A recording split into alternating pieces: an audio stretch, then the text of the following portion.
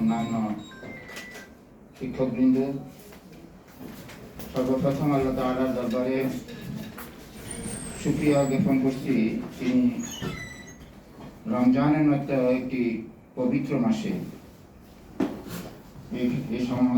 এখানে সমবেত হওয়ার তৌফিক দিয়েছেন। আমরা শুকর আদায় করি, আলহামদুলিল্লাহ। সম্মানিত উপস্থিতি,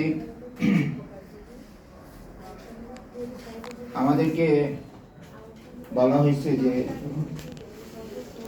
যাকাত সম্পর্কে কিছু আলোচনা করার জন্য।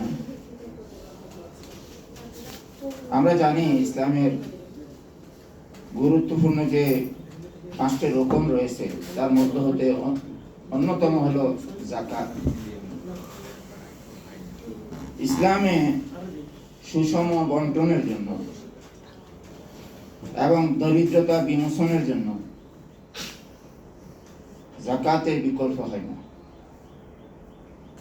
আমরা এই যাকাতের বিষয়টাকে রাষ্ট্রীয়ভাবে, সামাজিকভাবে যদি আসলে প্রতিষ্ঠিত করতে পারি, তাহলে আমাদের দেশের দরিদ্র শূন্যের কোটায় পৌঁছে যেত আর বহুত আগে। আমাদের দেশের ধনীরা নামমাত্র, নাম সর্বস্ব হিসেবে যেভাবে যাকাত দেন এবং বেশিরভাগ এগুলি ইখলাসের বিপরীত সুনাম সুখ্যাতির জন্য বেশি দিয়ে থাকেন। তো এই জন্য আমাদের ওলামা ইকরামদের, বিশেষ করে খুতবায়ে আযমদের এই ব্যাপারে যথেষ্ট ভূমিকা রাখা উচিত, যেন আমাদের ধনাঢ্য ব্যক্তিরা যথাযথভাবে তাদের অর্থের যাকাত প্রদান করেন। যাকাত বলা হয়েছে ইয়ামহাকুল্লাহু রিবা ওয়া ইরবিস সাদাকাত। যাকাত ইসলামের একটি ফরজ বিধান, যেটাকে অস্বীকার করলে মানুষ বেঈমান হয়ে যায়। আমাদের প্রথম খলিফা হযরত আবু বকর রাদিয়াল্লাহু তাআলা আনহুর যুগে কিছু মানুষ যখন যাকাত অস্বীকার করেছিল,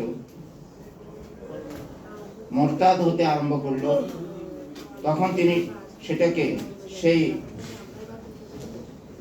কাজকে, যারা যাকাতকে অস্বীকার করতে চেয়েছিল, তাদেরকে কঠোর হাতে তিনি দমন করেছেন এবং তিনি অনেক শক্ত কঠোর ভূমিকা পালন করছেন। অথচ তিনি অনেক বেশি নম্র স্বভাবের খলিফা হওয়া সত্ত্বেও যাকাত অস্বীকারীদের ব্যাপারে তিনি জিরো টলারেন্সের ভূমিকা পালন করছেন।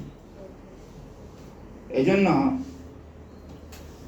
আমরা যাকাতের ব্যাপারে সবসময় নসিহত আমরা অনেক বেশি করে, এবং আল্লাহ তাআলা অর্থনৈতিক ইবাদতের মধ্যে যাকাতের গুরুত্বকে সবচেয়ে বেশি দিয়েছেন। আর আসলে একটা মানুষ অন্যান্য ব্যাপারে আমরা এরকম ভাবে নফল রোজা, নফল নামাজ, তাসবিহ, তাহলিল, এগুলি আমাদের দ্বারা অনেকটাই সম্ভব হয়, কিন্তু যখন অর্থনৈতিক খরচের ব্যাপারে, অর্থনৈতিক আল্লাহর রাস্তায় ব্যয় করার কথা বলা হয়, তখন আমরা এখান থেকে বিমুখ থাকি বেশিরভাগই। এই জন্য আমরা যখন জান মাল উভয়টাই আল্লাহর হুকুমে, নবীর তরিকা অনুযায়ী ব্যবহার করতে পারবো, তখনই আমাদের একটা উজ্জ্বল সমাজ, একটা আদর্শ রাষ্ট্র হিসাবে আমাদের দেশ গড়ে উঠবে এবং ধনী দরিদ্রতার মধ্যে যে বৈষম্য, এই বৈষম্য দূর হবে।